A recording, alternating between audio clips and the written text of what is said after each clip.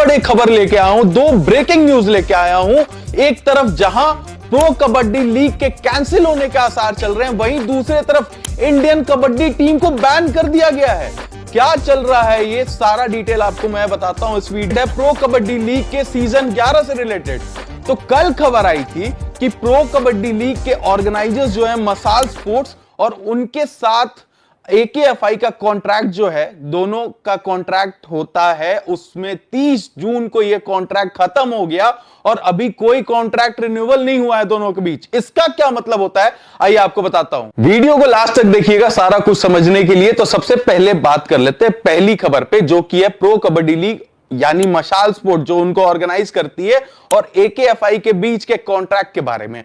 आपको बता दूं दोनों का कॉन्ट्रैक्ट होता है। एकेएफआई जो कि मैनेज करती है इंडियन कबड्डी टीम को और प्रो कबड्डी लीग को मैनेज करती है मशाल स्पोर्ट, दोनों के बीच होता है एक कॉन्ट्रैक्ट, जिस कॉन्ट्रैक्ट के तहत एकेएफआई अपने प्लेयर्स को अलाउ करती है प्रो कबड्डी लीग में खेलने के लिए, क्योंकि प्रो कबड्डी लीग एक प्राइवेट ऑर्गेनाइजेशन है और एकेएफआई इंडियन कबड्डी को हैंडल करते हैं। तो अलाउ करेंगे ये, एकेएफआई की तरफ से अलाउ होंगे प्लेयर्स, तभी जाके वो खेल पाएंगे प्रो कबड्डी लीग में। लेकिन इन दोनों के बीच का कॉन्ट्रैक्ट 30 जून को खत्म हो चुका है। जी हां, बीते 30 जून तक ही कॉन्ट्रैक्ट था और अभी तक कोई कॉन्ट्रैक्ट रिन्यूअल नहीं हुआ है। अब इससे होगा क्या कि प्रो कबड्डी लीग सीजन 11 जो कि पोस्टपोन हुआ था, जैसा कि हमने आपको पहले बताया था कि जुलाई में शुरू होना था, लेकिन एक बड़ा रीजन यह है कि कॉन्ट्रैक्ट एक्सटेंशन ही नहीं हुआ।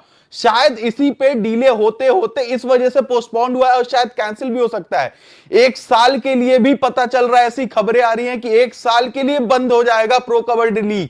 यानी जो आसार चल रहे थे अक्टूबर नवंबर दिसंबर तक ये लीग शुरू होगा, अब शायद वो और पॉसिबली आगे बढ़ सकता है। इससे यह होगा क्योंकि एकेएफआई प्लेयर्स को अलाउ नहीं करेगी अपने प्रो कबड्डी लीग में खेलने के लिए।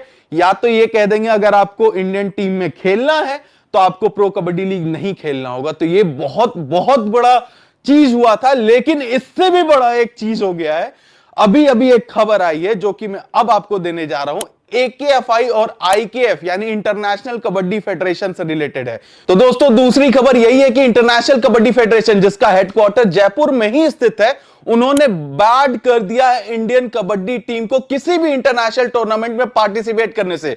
अब आपको भी पता है international tournaments Indian kabaddi team कितनी खेलती है, बिल्कुल नहीं। तो इसका मतलब यही है कि इंडियन कबड्डी टीम को सस्पेंड कर दिया गया है किसी भी इंटरनेशनल टूर्नामेंट में हिस्सा लेने से। यानी अब अगले नोटिस तक ये इंडियन कबड्डी टीम सस्पेंड ही रहेगी। और जैसा कि आपको पता है अगले साल वर्ल्ड कप आने वाला है, जनवरी फरवरी में वर्ल्ड कप खेला जाना है कबड्डी का। तो इंटरनेशनल कबड्डी फेडरेशन के सस्पेंशन से Indian kabaddi team world cup नहीं खेल पाएगी। उसके बाद बंगा बंधु कप नहीं, माफ कीजिएगा, एशियन कबड्डी चैंपियनशिप का अगला सीजन खेला जा सकता है, उसमें भी हिस्सा नहीं ले पाएगी इंडियन टीम। तो ये बहुत बड़ा स्टेप है और आपको बताता हूं क्या रीजन है। तो जो आईकेएफ के प्रेसिडेंट है विनोद कुमार तिवारी ने, उन्होंने एक चिट्ठी लिखी है पीटी उषा को, जो कि इंडियन ओलंपिक एसोसिएशन की करंटली चीफ है। और इस चिट्ठी में उन्होंने लिखा, it has come to our knowledge that the administrator of AKFI has conducted the elections to the AKFI on 24th of December 2023 and one managing committee has already been elected, yet the management of AKFI continues to be with the administrator. This is clear violation of the conditions for affiliation to the IKF. इसको आपको simple शब्दों में बताता हूं तो पिछले साल आपको याद होगा इलेक्शंस हुए थे एकेएफआई के, जो कि प्रेसिडेंट का चुनाव हुआ था, वाइस प्रेसिडेंट का चुनाव हुआ था। इसमें यही कहा गया है कि जब चुनाव हो गए थे तो उसी कमेटी को क्यों नहीं रन करने दिया जा रहा है, उसके जगह पे अभी भी मैनेजिंग कमेटी जो कि इलेक्ट हुई थी उनके जगह पे अभी भी जो एडमिनिस्ट्रेटर है, आपको पता होगा दिल्ली हाई कोर्ट में केस चल रहा था, तो वहां के जो जज साहब हैं वही अभी भी रन कर रहे हैं एकेएफआई को। इस पे ऑब्जेक्शन उठाते हुए आईकेएफ ने बैन किया है फिलहाल के लिए।